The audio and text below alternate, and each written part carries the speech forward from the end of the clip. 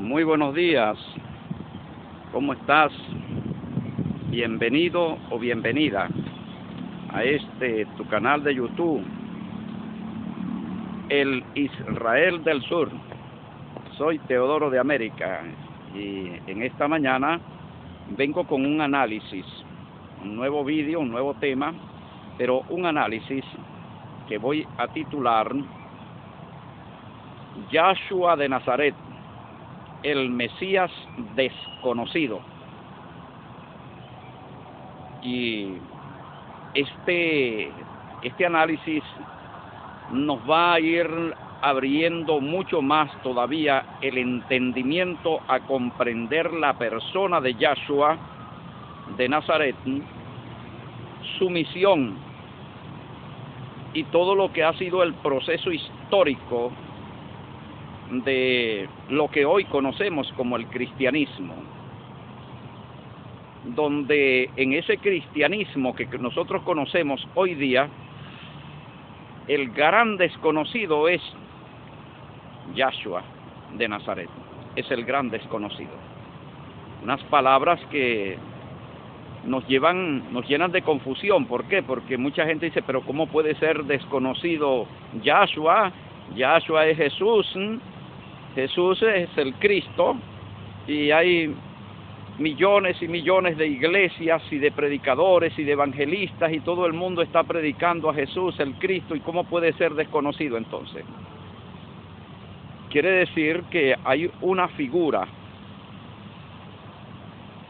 un entendimiento, una comprensión que no es correcta, que no presenta al verdadero Yahshua de Nazaret, sino una figura diferente, quizás hasta un poco contraria al mismo Yahshua, y es la que se ha venido presentando en las iglesias, en las catequesis, en las, entre comillas, evangelizaciones. Es una figura que no es la figura histórica de Yahshua de Nazaret.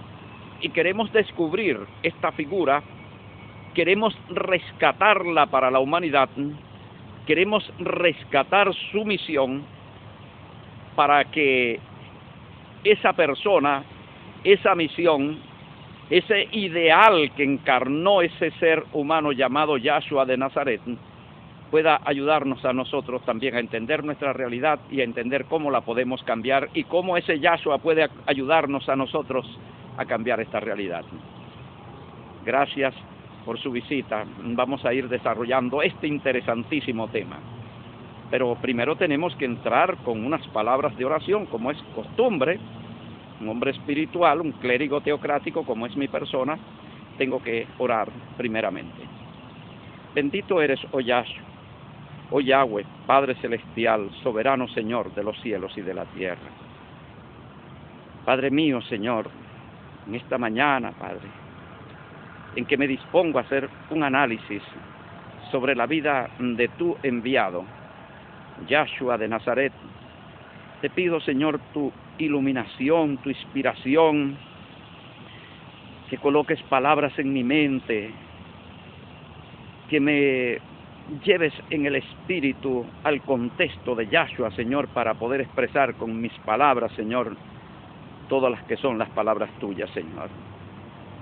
Todo aquello que aconteció, Padre, para que ayudes a este pueblo a entender, Señor, para que este pueblo pueda convertirse verdaderamente y convirtiéndose, Señor, cambiar su realidad por una realidad de justicia, de paz, de amor, de fraternidad, de prosperidad, de desarrollo, de felicidad eterna, Señor, de vida eterna.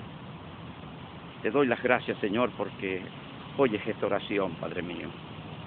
Por tu nombre santo, Yahweh Sabaoth, y por el nombre santo también, Yahshua o Yahoshua de Nazaret, aquel Señor que encarnó el ideal de este reino suyo, Señor, de este pueblo santo, de esta nación santa, de levantarla, Señor, al precio de su propia vida, Señor, renunciando a sí mismo, Señor, para cumplir esta misión de traernos tu perfecta voluntad, Padre.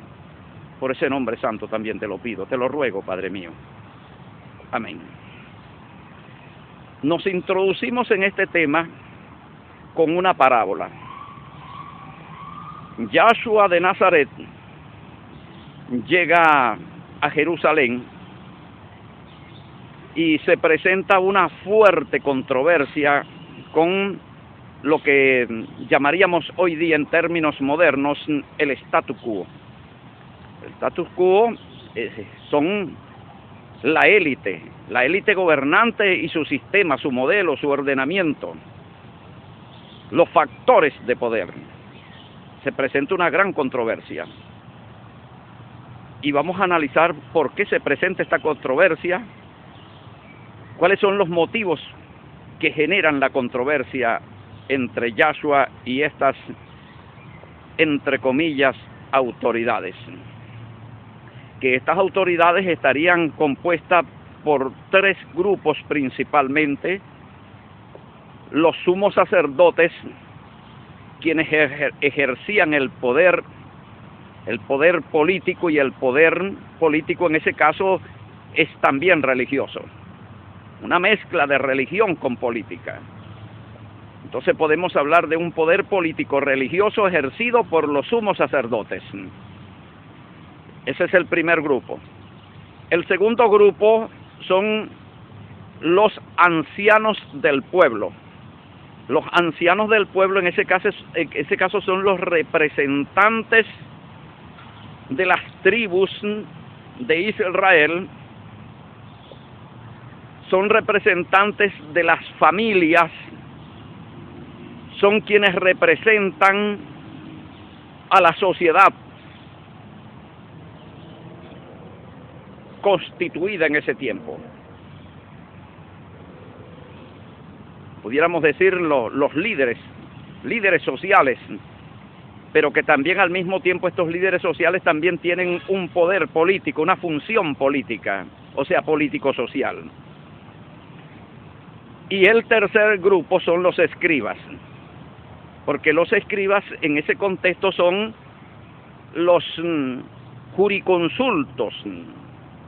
Jurisconsultos son aquellos que son consultados en cuanto a todo lo que tiene que ver con el ordenamiento jurídico, con las leyes de la nación, con la ley madre de la nación, que en ese caso sería su constitución.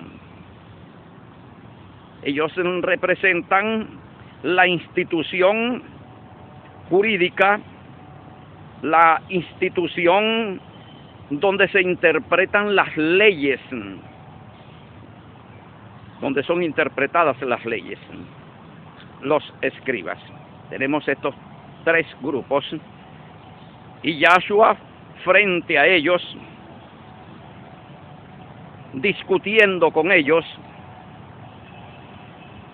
participando en una fuerte discusión, una fuerte controversia con estos grupos de poder. Y aquí viene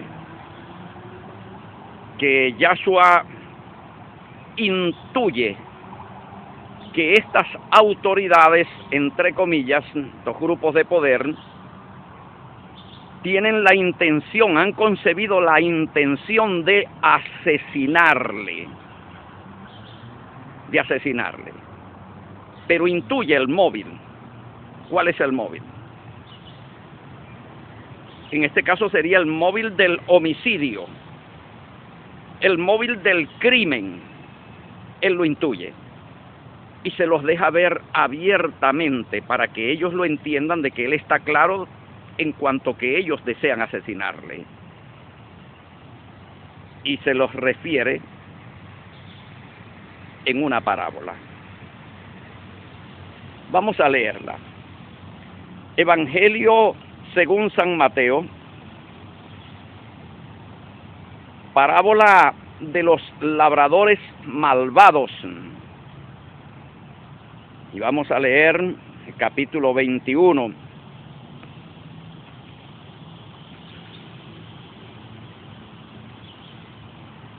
Y vamos a leer a partir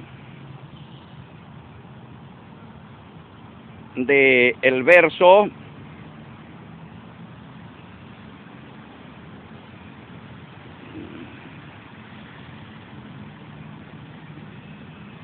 del verso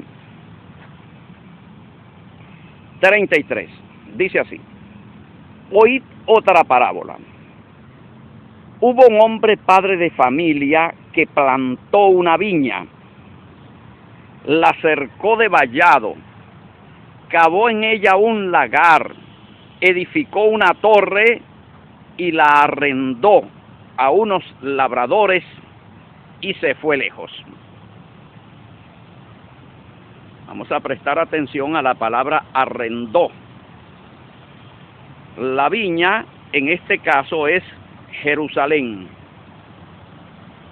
que significa la capital de todo el reino de Israel, que representa y simboliza todo el resto de la nación. La viña es Jerusalén, la capital. Y cuando dice que la cercó de vallado, se está refiriendo a la protección que permanentemente le estuvo dando a esa viña, que pudiéramos también hablar de su fortificación, sus muros, los muros de Jerusalén, ciudad fortificada. Cuando se acercó el tiempo de los frutos, envió a sus siervos, a los labradores, para que recibiesen sus frutos. Se refiere a los profetas enviados a Jerusalén a pedirles que ellos pusiesen por obra todos los mandamientos de Yahweh, que gobernaran con Yahweh, que administraran la ciudad de acuerdo a los mandamientos de Yahweh, de manera teocrática. Mas los labradores, tomando a los siervos, a unos golpearon, a otros mataron y a otros apedrearon, a los profetas. Envió de nuevo otro siervo más que los primeros e hicieron con ellos de la misma manera. Mataron también a estos nuevos profetas. Finalmente envió a su hijo diciendo: tendrán respeto a mi hijo. Mas los labradores, cuando vieron al hijo, dijeron entre sí: este es el heredero. Venid, matémosle y apoderémonos de su heredad. Y dijimos que la heredad era la capital, el asiento del poder, el trono del reino de Israel. Esa es la heredad. Esa es la viña. La viña es la heredad. Y tiene un dueño. El dueño es el heredero. El heredero está frente a ellos en ese momento. Y el heredero le está diciendo a estos labradores, que son los tres grupos, los sumos sacerdotes, los ancianos del pueblo y los escribas. Ellos son los labradores malvados. Ellos son los que recibieron en arriendo, no en propiedad, sino en arriendo, la viña. Pero ellos concibieron la idea de, matando el heredero, entonces ya pasaban de ser arrendatarios a convertirse en propietarios de la viña. ¿Estamos entendiendo ahora? Y dice que tomándole, le echaron fuera de la viña y le mataron. Le echaron fuera de la viña, o sea, le echaron fuera de Jerusalén. Recordemos que Yahshua fue asesinado por el poder político judío y romano asociado en este delito. Fue echado fuera de las murallas y asesinado fuera de las murallas de la viña de Jerusalén. Le mataron. Cuando venga pues el Señor de la viña, ¿qué hará a aquellos labradores? Pregunta Yahshua. Y los labradores malvados, que son estas autoridades, le respondieron: a los malos destruirá sin misericordia y arrendará su viña a otros labradores que le paguen el fruto a su tiempo. Hasta este momento ellos no están sospechando de que está hablando de ellos, pero lo van a percibir en un versículo más adelante. Vamos a ver. Jesús, o sea, Yahshua les dijo: ¿nunca leíste en las Escrituras? La piedra que desecharon los edificadores ha venido a ser cabeza de ángulo. El Señor ha hecho esto y es cosa maravillosa a nuestros ojos. La piedra que rechazaron los edificadores. ¿Quiénes son los edificadores? Los edificadores son los labradores malvados.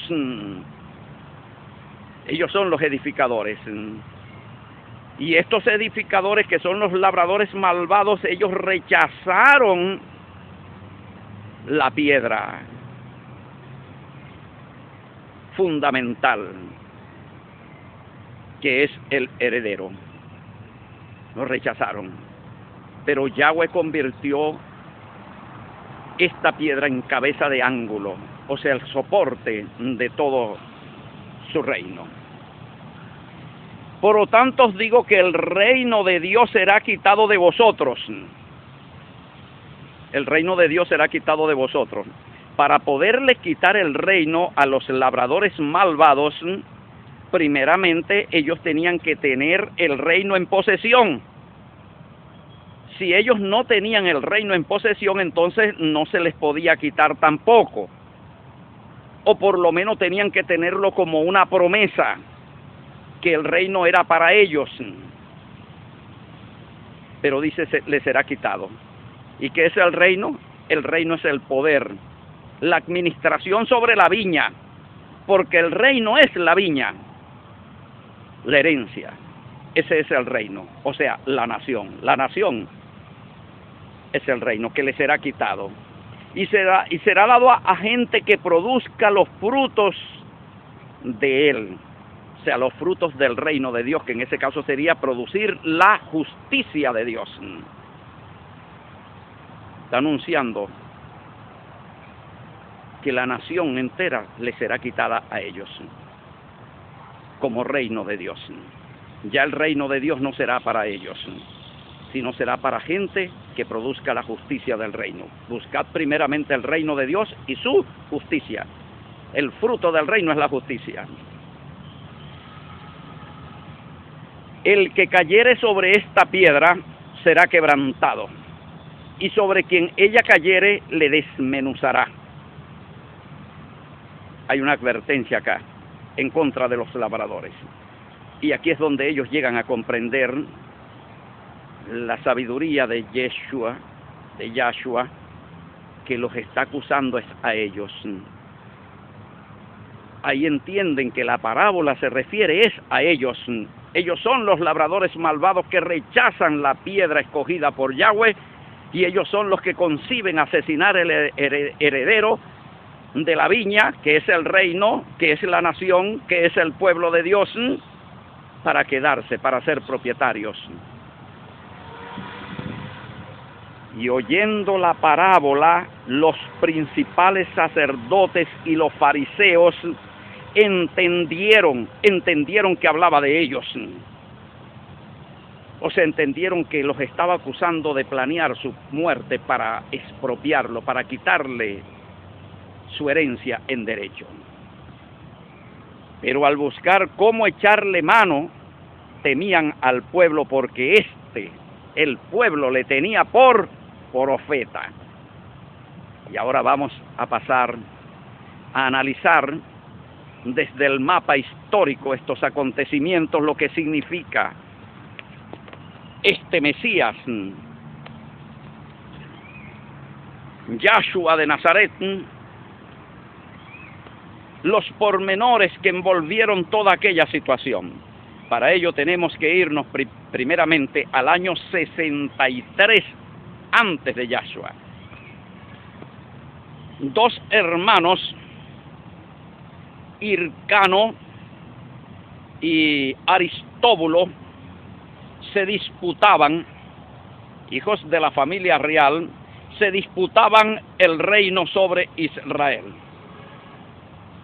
Uno pobre y otro rico. Uno que tenía mucho poder, Aristóbulo, y Hircano que no tenía poder, no tenía fuerza armada como para enfrentar a su hermano Aristóbulo y quitarle el reino. Entonces se presentó esa disputa entre esos dos hermanos por el reino. En esos días, Pompeyo Magno, general del ejército romano,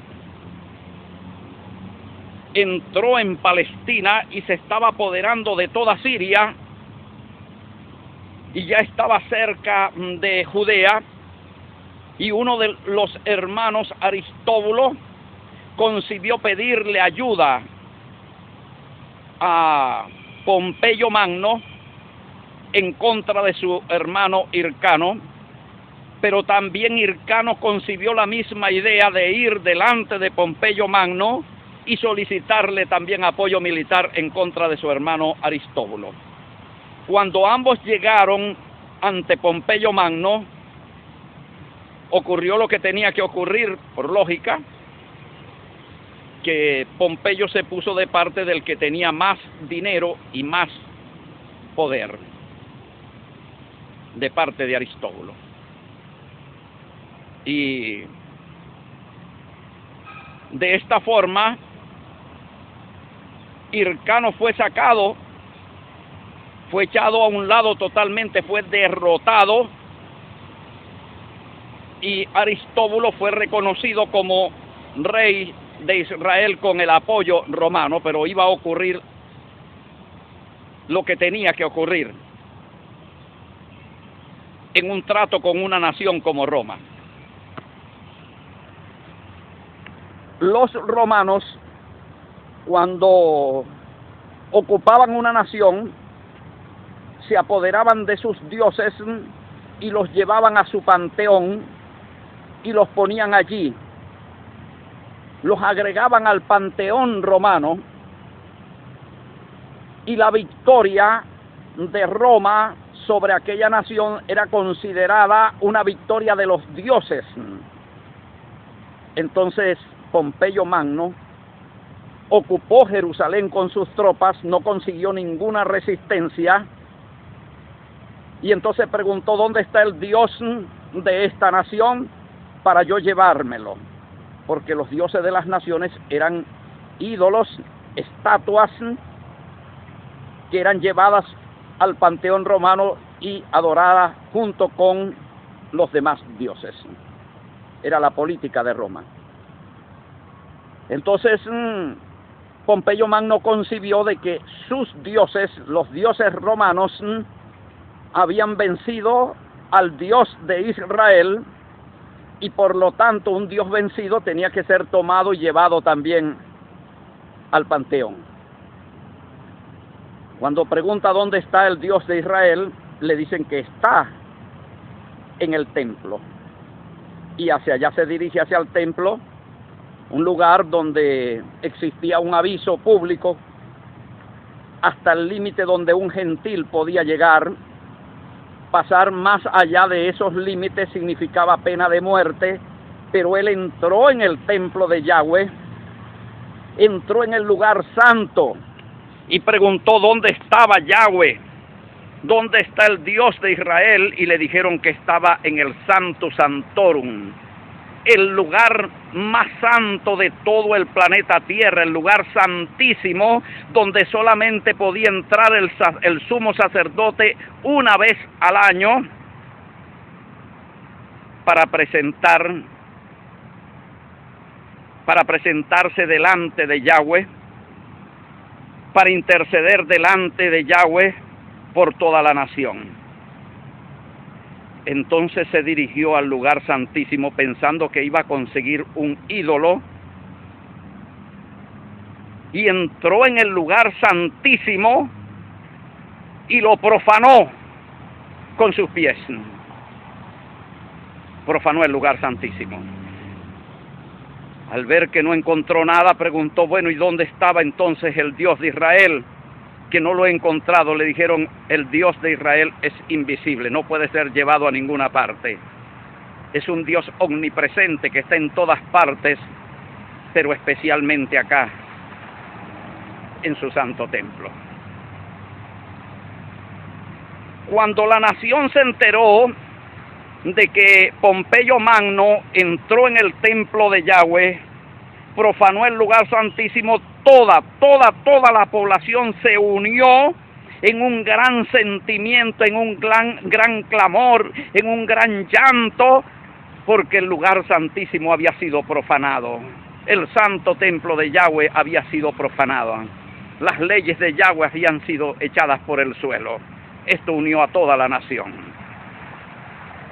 ¿Y cuál era la esperanza de la nación frente a un poderoso invasor, frente a un imperio de un poderío militar que venía victoria tras victoria sobre todas las naciones de la tierra, que ya había extendido sus fronteras hacia 3 continentes? ¿Cuál era la esperanza en ese contexto? ¿Cómo vencer a ese enemigo tan terrible de Yahweh y de su pueblo? Solamente podía haber una esperanza, y esa esperanza era el Mesías. Solamente el Mesías puede vencerlo, porque el Mesías viene investido del poder de Yahweh, viene investido de todo el poder espiritual, pero también de todo el poder político y de todo el poder militar. Ya había ocurrido unos años atrás, unos siglos atrás, con uno de los más grandes imperios del planeta Tierra, la tercera bestia mundial de Daniel capítulo 7, Grecia. El rey de Grecia, Antíoco Epífanes, había conquistado con sus tropas a Jerusalén, y con sus tropas, con la fuerza de su espada, con su fuerza militar, había intentado imponer la cultura secular, la cultura laica, la cultura civil grecorromana. Se la había tratado de imponer por la fuerza, con la espada. Había profanado el templo de Yahweh también, y había tratado de imponer esa cultura, que es la que tenemos hoy acá en Venezuela y en América. Se la había tratado de imponer al pueblo de Israel. Pero en ese contexto se levanta un Mesías de parte de Yahweh. ¿Cómo se llama ese Mesías? Yo recomiendo ir a uno de los deuterocanónicos, bien aceptado como libros históricos, libros bíblicos e históricos.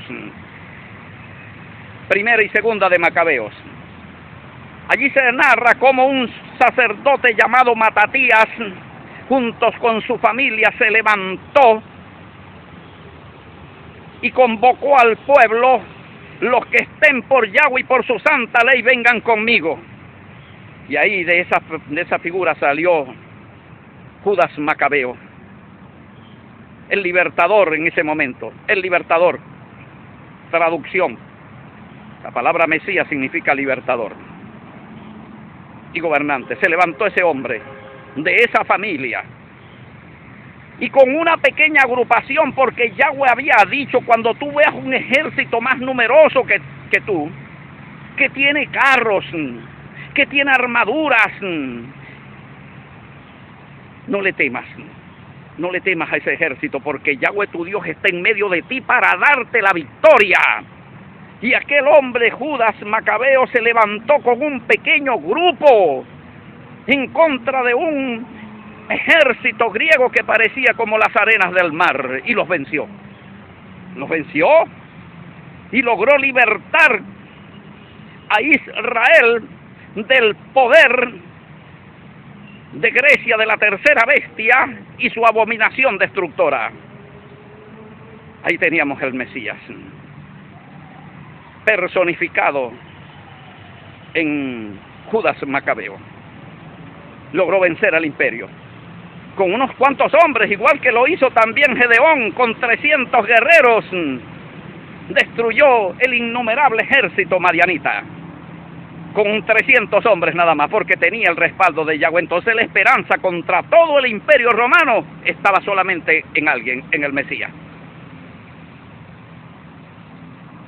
Ahora bien, ahora vamos a entender una cosa, querida hermana, que a partir de ese momento en que ya se da la conquista de Jerusalén por Pompeyo Magno, y ya Israel queda bajo el dominio romano, con una gran influencia de las culturas y de las leyes romanas, siendo oprimido, siendo explotado, siendo humillado.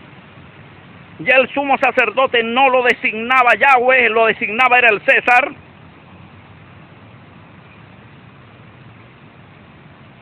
El César podía tomar los tesoros del templo también si quería. Una nación totalmente humillada. Año 63 antes de Yahshua. A partir de ese momento del dominio opresor del imperio romano sobre Israel, empezaron a surgir mesías. Mire, pasaron de 30 los mesías que llegaban y convocaban al pueblo y se presentaban: soy el Mesías, síganme, porque tengo el poder de parte de Yahweh para vencer al imperio. ¿Qué es lo que te quiero decir con esto? Aquí es donde yo quiero que tú prestes atención a esta palabra que yo te voy a decir. ¿Qué era lo que entendían los romanos como Mesías? ¿Qué entendía Roma? Roma, que tuvo una experiencia de tener que enfrentar militarmente a más de 30 mesías. Cada vez que aparecía un mesías, ¿qué crees tú que pensaba Roma?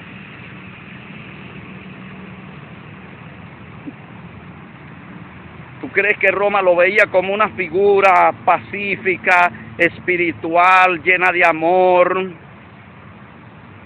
¿Ah? Que venía a amarlos a ellos también, que venía a convocar a la nación a la reconciliación con el opresor. Sí, eso era lo que entendía Roma por Mesías.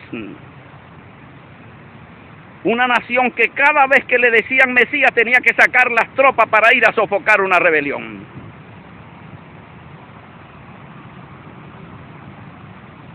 Es para que te des cuenta que cuando aparece Yeshua en el siglo I y comienzan a identificarlo con el Mesías, por supuesto que el imperio romano, el gobierno romano, inmediatamente asoció esta figura llamada Yahshua de Nazaret con toda la experiencia que ha tenido en la historia con los mesías que se han levantado. Asoció. De hecho, después de Yahshua también vinieron otros. Y el último fue el levantamiento del Mesías que liderizaba a los celotes cuando se dio la destrucción del templo y de Jerusalén en el año 70 después de Yahshua. El imperio romano, el gobierno romano, se preocupaba de cualquier figura que se apareciera como Mesías. ¿Por qué? Porque en ese momento todo lo que tuviera que ver con los dioses estaba asociado a la política. Todo lo que tenía que ver con dioses,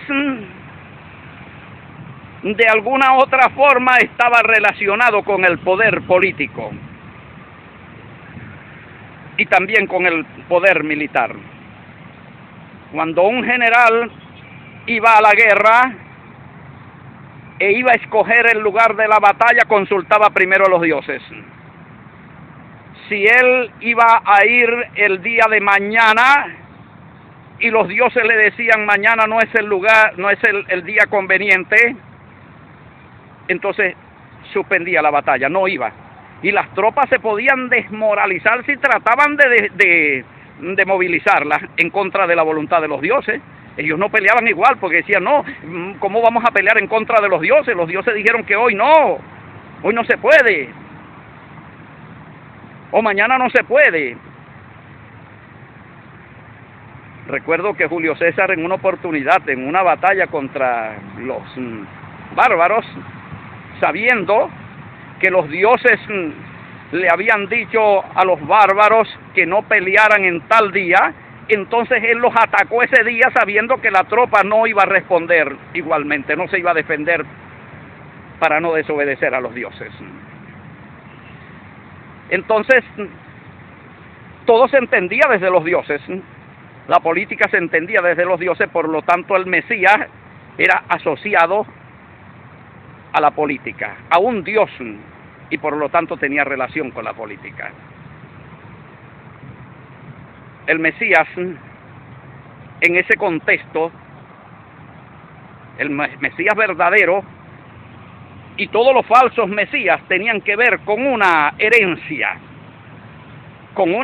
porque todos ellos reclamaban ser herederos del trono de David. San Lucas 1:32 dice que, hablando de Yahshua, el Señor Dios le dará el trono de David, su padre. ¿Dónde quedaba el trono? En Jerusalén, en la viña. ¿Quiénes estaban sentados en ese trono de David, el padre? Los labradores malvados. Entonces él viene por el trono que ocupan los labradores malvados, que es el trono de David, porque Yahweh se lo había prometido que le iba a dar el trono de David. Y aquí vamos ya entendiendo un poco mejor. Vamos a dividir este tema en dos partes. Esta es la primera parte. Estamos en el análisis. Métase con entusiasmo en el asunto para que vean. Ahora, Yahshua se presenta delante del pueblo como el hijo de David, o sea, como el heredero, y viene reclamando ese trono. Pero necesita primeramente, porque él es el rey. Los magos preguntaron dónde está el rey de los judíos que ha nacido, ¿no? Y él se presenta como el rey heredero de David, que viene a levantar el reino de David su padre, la restauración del reino. Acuérdense que el reino de David era el mismo reino de Dios, él viene a levantar el reino de Dios. Entonces él comienza su trabajo inicialmente en Galilea. Va anunciando el reino como próximo, o sea, ya se va a inaugurar el reino. El reino de David va a ser levantado nuevamente. Yo soy el heredero, yo soy el hijo de David. Y comienzan la gente a decirle, Hosanna, el hijo de David. Bendito el reino de David, nuestro Padre que viene. No temas, hija de Sión, he aquí tu rey viene a ti manso y humilde, sentado en un animal de carga. Ahora él comienza por toda Galilea a anunciar la proximidad. Luego ya cambia el mensaje, cuando ya tiene gente que se le ha sumado y ya dice, ya no está próximo, está ya entre ustedes. O sea, ya es un hecho real. Luego dice, muchos son los que están entrando. Luego dice que los fariseos y los saduceos se están oponiendo a que la gente entre en el reino. O sea, el reino está creciendo, ya está presente y comienza su proceso de crecimiento, lo que significaría entonces un proceso masivo de aceptación del rey, que es lo que significa aceptar a Cristo. Aceptar a Yahshua en ese contexto es aceptarlo como heredero, como quien tiene derecho legal sobre el trono de Israel. Eso es lo que significaba aceptar a Jesús. Aceptar a Jesús no era pasar al frente de un púlpito, de una iglesia y decirte, te recibo como mi único y mi suficiente Salvador. Venga a morar aquí en mi corazón. Eso no era aceptar a Yahshua. Aceptar a Yahshua es aceptar que Él es el heredero legítimo y ponerse de parte de Él en esa reclamación en contra de los labradores malvados. ¿Está entendiendo ahora? Estamos desarrollando un análisis sobre la situación. Pero ¿qué ocurre? Él tiene que mostrar el respaldo divino de su reclamo, de que Él es el heredero. Y entonces comienza a hacer las sanidades comienza a desarrollar todo un trabajo de sanador, de exorcista, de sacar demonios, y la gente entonces comienza a reconocerlo como una figura que viene de parte de Yahweh.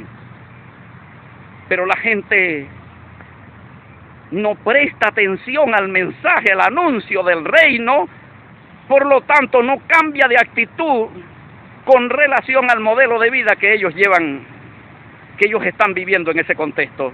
O sea, el modelo mundano, el modelo pagano. Ellos no quieren cambiar ese modelo, pero ellos quieren los milagros, ellos quieren ser sanos, ellos quieren comer de los panes multiplicados, ellos quieren recibir bendición de Yahweh, pero no quieren cambiar el modelo laico, el modelo de libertinaje, el modelo de diversidad de género, el modelo de prostitución, el modelo de vicio, el modelo de explotación, el modelo de violencia social, de modas escandalosas, de vidas profanas. Eso no lo quieren cambiar ellos. Por lo tanto, ellos no se arrepienten de ese modelo, no se arrepienten, no quieren aceptar el modelo del reino, que significaría ir a un proceso de desecularización y un proceso de santificación en todos los órdenes de la vida. Ellos no quieren eso. Es lo que le ocurre ahorita a Venezuela y a las naciones de América. Estamos entendiendo ahora, ¿no?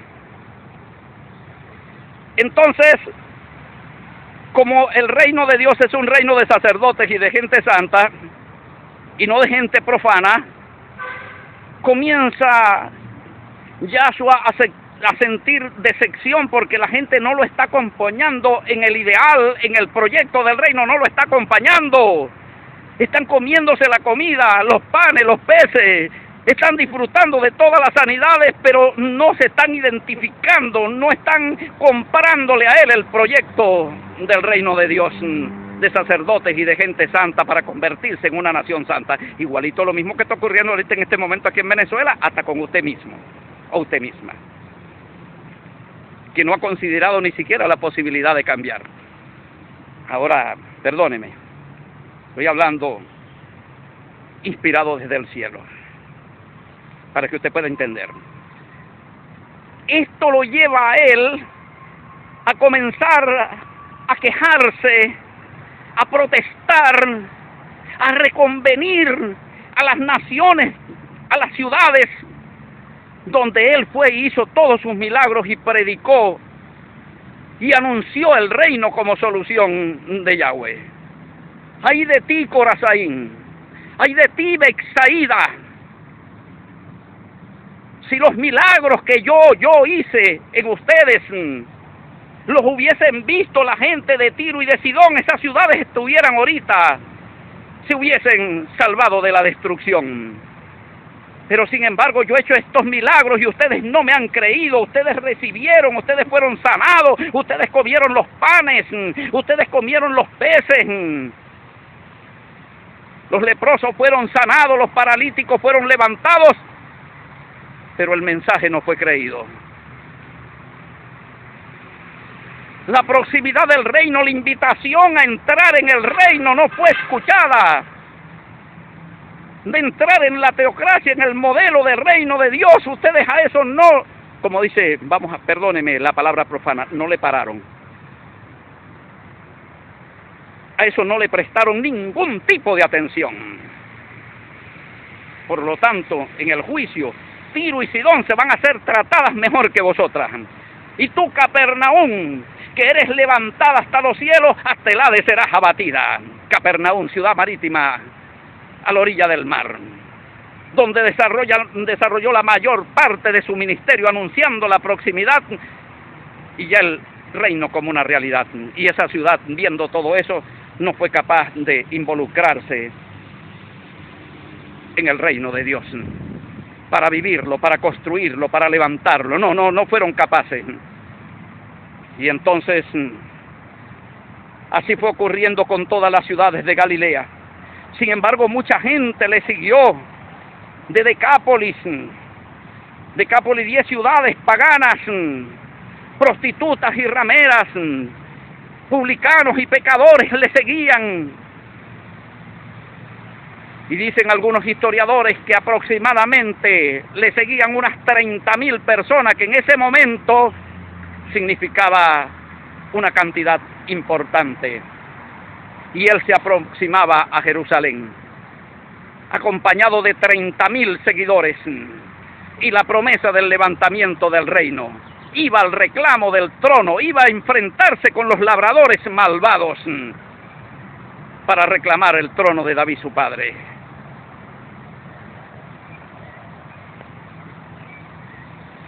Yahshua de Nazaret, el Mesías desconocido, Yahshua de Nazaret.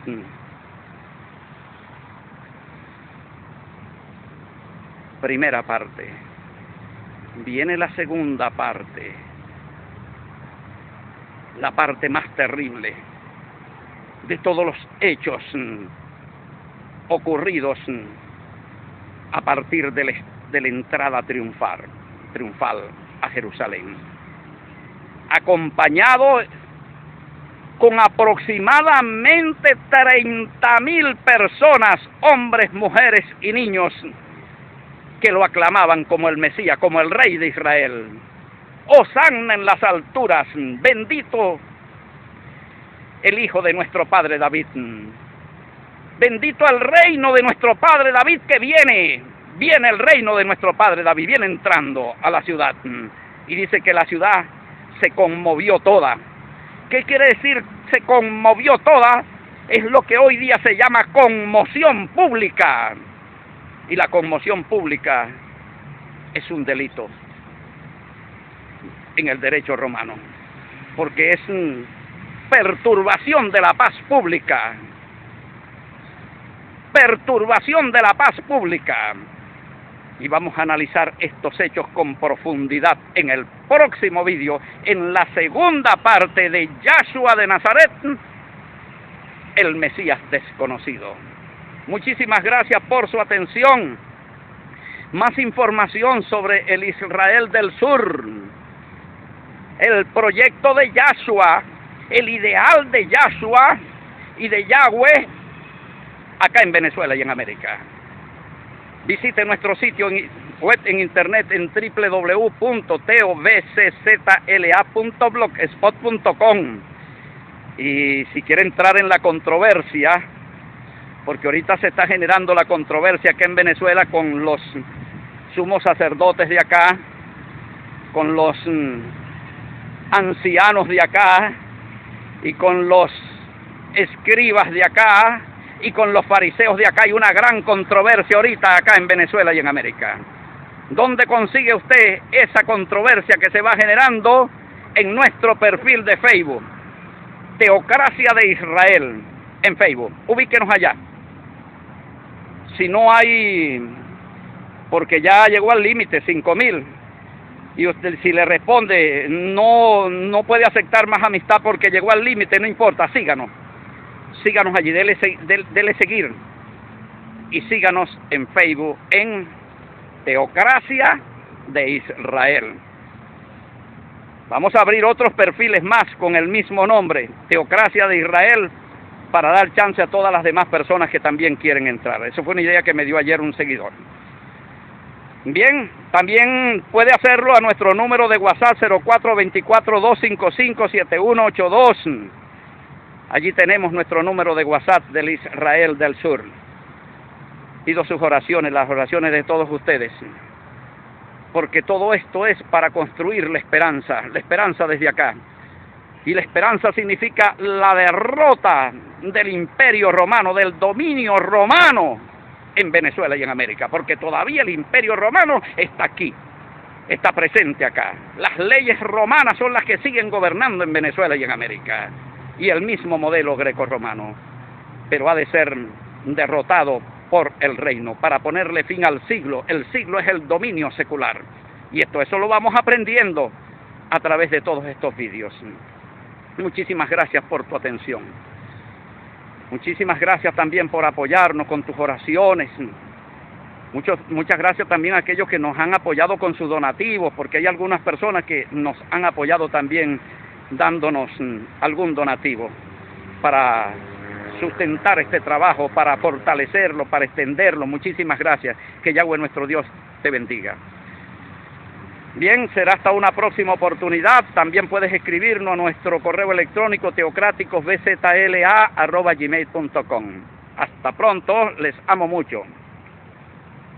Un abrazo, un beso santo. Shalom Aleichem.